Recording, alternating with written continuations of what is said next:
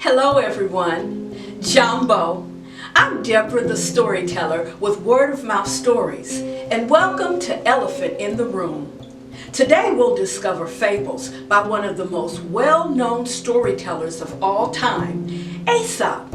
So, who is Aesop and what is a fable? A-E-S-O-P.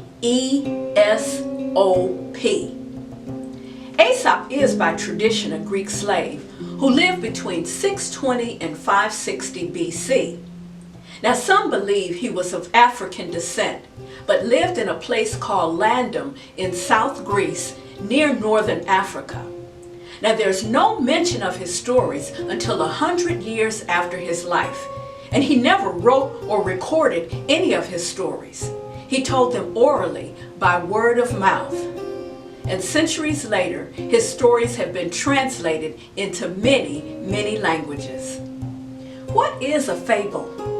A fable is a short fictional tale. That means make-believe. The characters are usually animals whose voices and actions reflect human behavior. And sometimes the characters are inanimate objects like a tree. Fables teach us lessons that help us learn and grow. Things that make you go, Okay, boys and girls, here we go. It's story time, and we've all got a story to tell. Story time, all around the nation, all around the world. Stories are about boys and girls, men and women, me and you. We can create some stories too. Story time, go tell it on the mountain, over the hills and everywhere. Go tell it on the mountain. You've got a fable to tell everybody. Fable time, fable time, fable time, fable time. His story, her story, my story, your story. Fable time, fable time, fable time. Sometimes little people feel they can't do big things in a grown-up world. But this story shows us how little people can move mountains. The Lion and the Mouse. Once there was a lion who ruled the forest. He was big and ferocious, and everyone feared him. One day while he was sleeping, along came a teeny tiny mouse and his little mouse friends, and they decided to play on the lion. So they crawled up on his tail and then began jumping up and down on his back. Well, when the lion awoke, he grabbed one of the mice and held him under his paw. He looked him in the face and roared loudly. And the mice cried, oh please, let me go, and I promise to never do it again.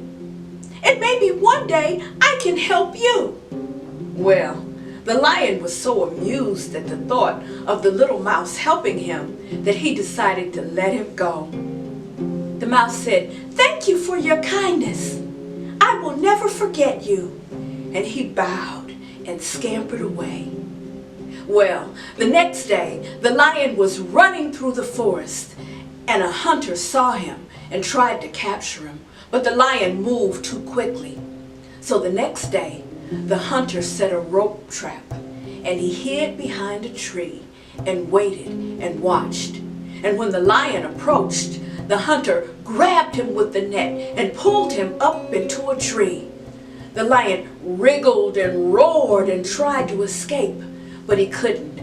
So the hunter left to return to his village to get a cage, and while he was gone, the lion continued to wriggle and roar as loudly as he could. The other animals in the forest heard the lion roaring, and the little mouse recognized his voice, and he hurried to find the king. He saw the lion, and he climbed up on his tail, and then jumped up on the rope, and with all his might, he gnawed and gnawed and gnawed with his little mouse teeth until he broke the ropes, and the king was freed. Oh, the lion was so grateful. He couldn't imagine that someone so small could do something so big. He said, I am the king. but you are the prince of the forest." And the two became friends. And when the hunter returned, the lion roared loudly, and the hunter ran as fast as he could back to the village. And on that day, the lion and the mouse became friends. And they realized that it didn't matter if you were a lion or a mouse, if you were big or small, or anything else, but you could be the best of friends. And the moral of this story is that no good deed goes unrewarded. And that is the end of that. Literacy is fun. Stories are all around us. In the books we read, the programs we watch, the songs we sing, the movies we enjoy. Stories are linked to everything we do. Boys and girls, how many of you have library cards? Let me see your hands. Good, good. I see you. Great. Well, library cards are very useful and they're valuable. More valuable than a credit card. You know why? Because with a library card, you can travel anywhere you want to go in the whole universe for free. And you can check out as many books as you like. So ask your parents to take you to your local library and register for your very own card. I've got mine right here. What's in your backpack? Hey guys, I got a song to sing. Will you help me? Yeah! All right. Okay. 1, 2, 3, 4. You help me and I help you. Giving back for all we do. Friend and neighbor, sister, brother. One good turn deserves another. You help me, I help you. Giving back for all we do. Sometimes someone who is small is the biggest help of all. Everyone can do their part if they're clever, wise, or smart. Sometimes someone who is small is the biggest help of all. All right!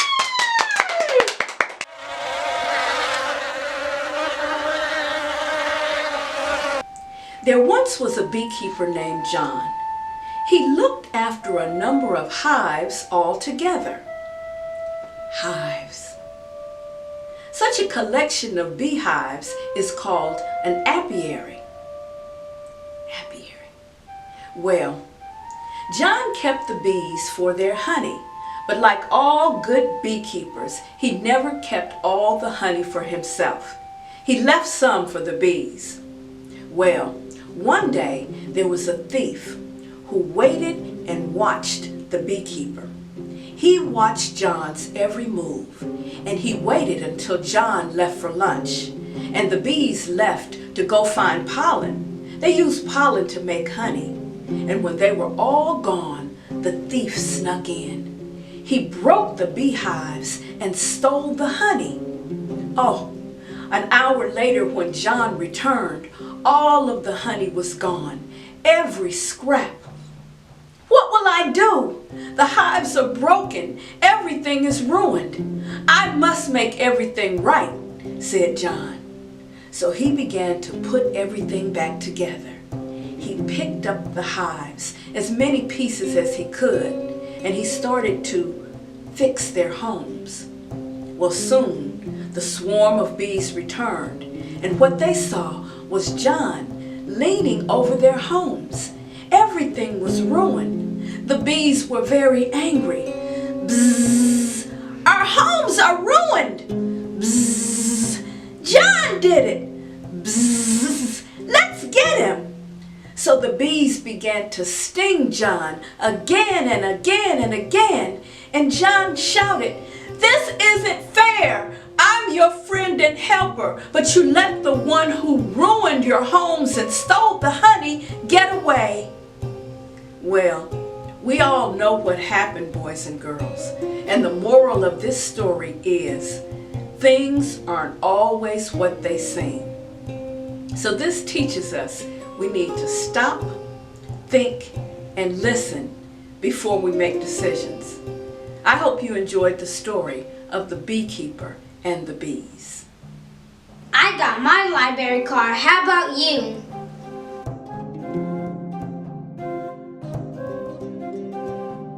Jumbo, everybody! Jumbo! We are the one. What's a WOM? Word of mouth storytellers. Well, I'm a WOM and a WOME, word of mouth youth storyteller. Hi, my name is Victoria, and I'm reading one of Aesop's Fables, Hercules and the Wagoner. A man was driving his horse and wagon along a muddy lane when the wheels of his cart got stuck. The man got down and tried to push the wagon along it. Was no use. The wagon was stuck. The man felt his head and cried in despair. Everything happens to me. Why doesn't someone come and help me? What about the mighty Hercules? He is the strongest man on earth. Where is he now when I need him? Stop moaning and put your own shoulder to it. How can you expect others to help you if you do not help yourself? If you show me that you are willing to do your share, I will gladly help you. The moral of the story is, heaven helps those who help themselves. I got my library card. How about you? I hope you've enjoyed these stories. Now let's review some other activities you can do at home. Then you can visit the Word of Mouth website for crafts and other resources.